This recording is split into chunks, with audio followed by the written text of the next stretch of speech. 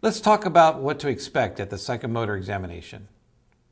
Before you arrive, make sure you have your eligibility to test letter that you obtained from your EMS portal and a government-issued photo ID. Photocopies of your ID are not accepted. You should have a completed OEMS application, better known as the Blue Bubble form, that was supplied by your instructor. You'll need a watch to time pulses and respirations. Be sure your clothing is appropriate for bending, stooping, and working on the floor. There have been wardrobe malfunctions in the past that have been very distracting to both the candidate and the evaluator. Arrive on time. Get there early if possible. Registration usually starts at least 30 minutes before the examination begins.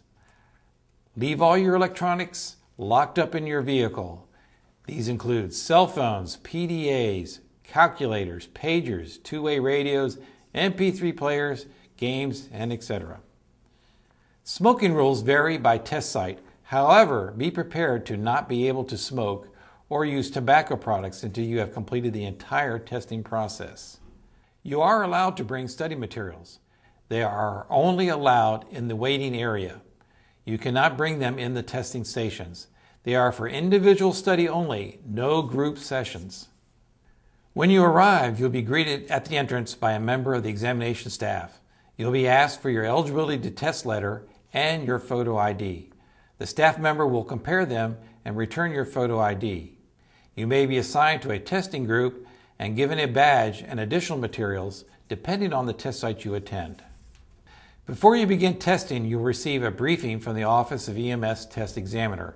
Pay close attention to these instructions. The testing process will be explained along with rules that you must follow.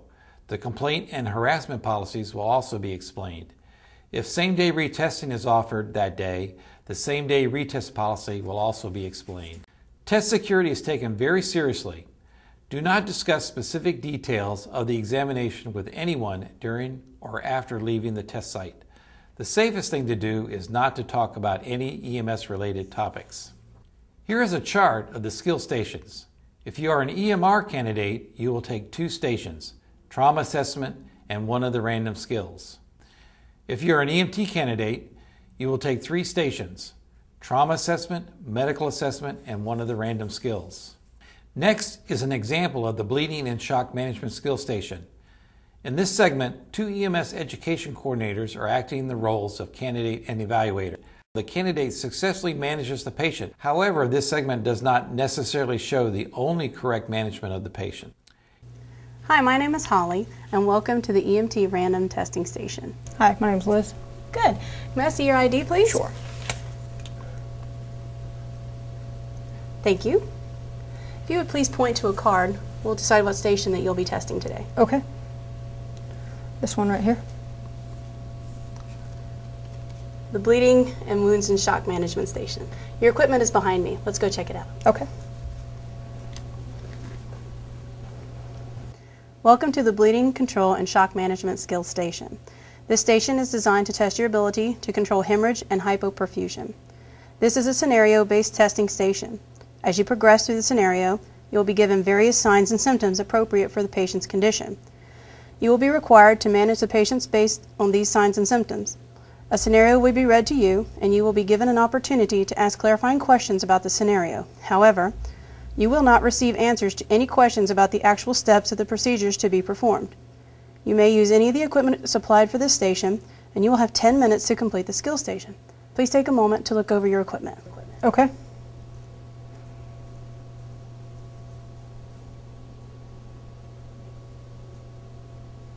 Okay. Do you have any questions regarding the equipment? I do not. Do you have any other questions? No. Okay, then we may begin.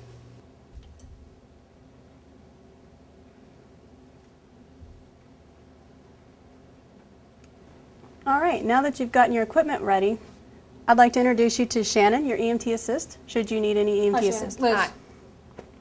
Then I will dispatch you. Okay? You're dispatched to an industrial warehouse where a worker has been cut on the elbow just below the antecubital fossa with a piece of sheet metal, and the wound is bleeding heavily. Okay. It is his right forearm. All right. May I start? You may. All right. BSI scene safe. You may begin. Hello, sir. My name's Liz. I'm an EMT. Let me go ahead and take a look at that wound for you. It is bleeding pretty heavily. Okay, go ahead and place your hand back over it. I'm going to go ahead and place a dressing on the wound right here. I've placed direct pressure on the wound. Does this stop the bleeding? The wound continues to bleed. Okay. Shannon, can I get you to go ahead and please hold direct pressure? Thank you. Since the wound is still bleeding heavily, I'm going to place a tourniquet proximal to the wound.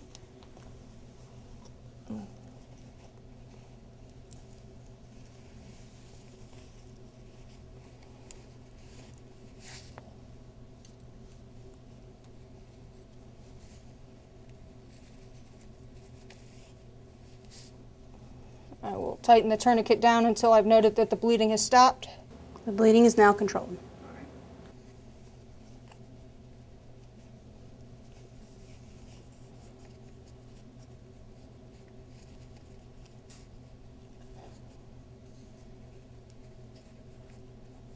At this time, I've secured the tourniquet, and I'm going to place a bandage over the dressing for a pressure dressing.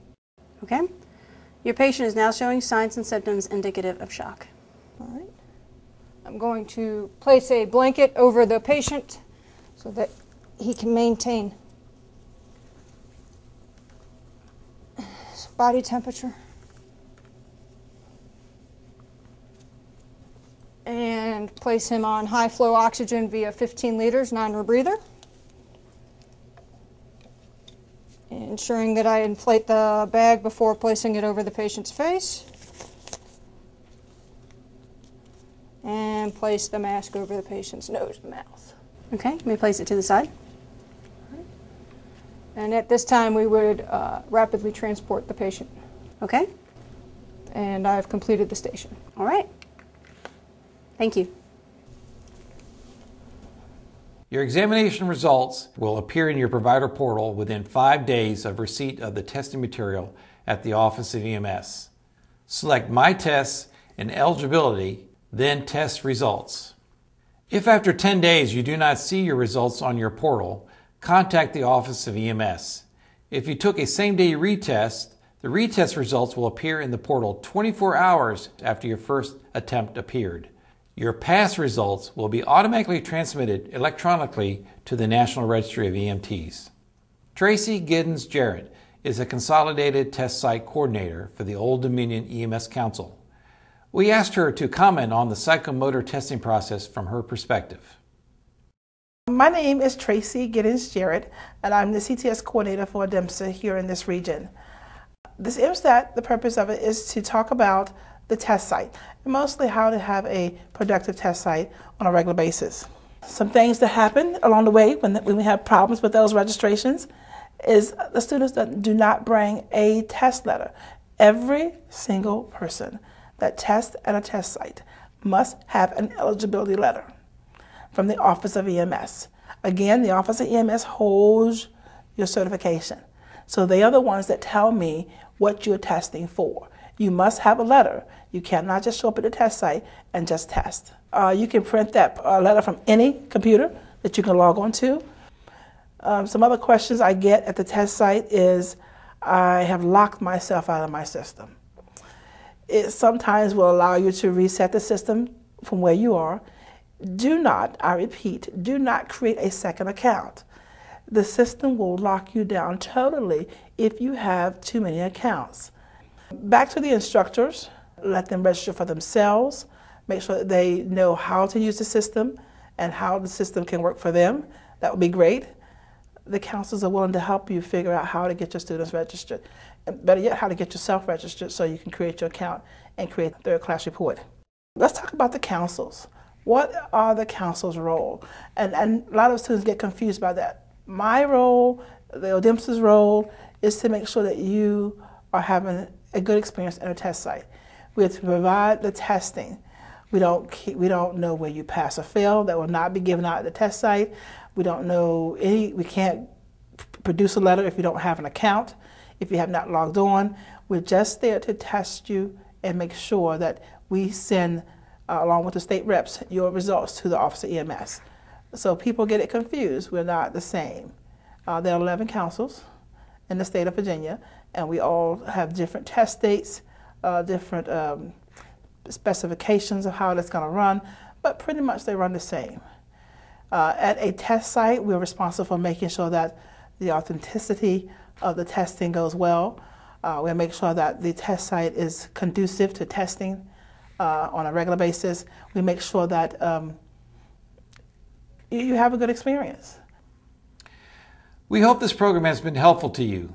If you have any additional questions not covered by this video, please contact your instructor, EMS counsel, or the Office of EMS Division of Educational Development. There is additional cognitive examination information on the web. The National Registry of EMT's address is www.nremt.org. Also, there is an informative video on the Pearson VUE website. The address is www.pearsonvue.com. Good luck with your testing experience.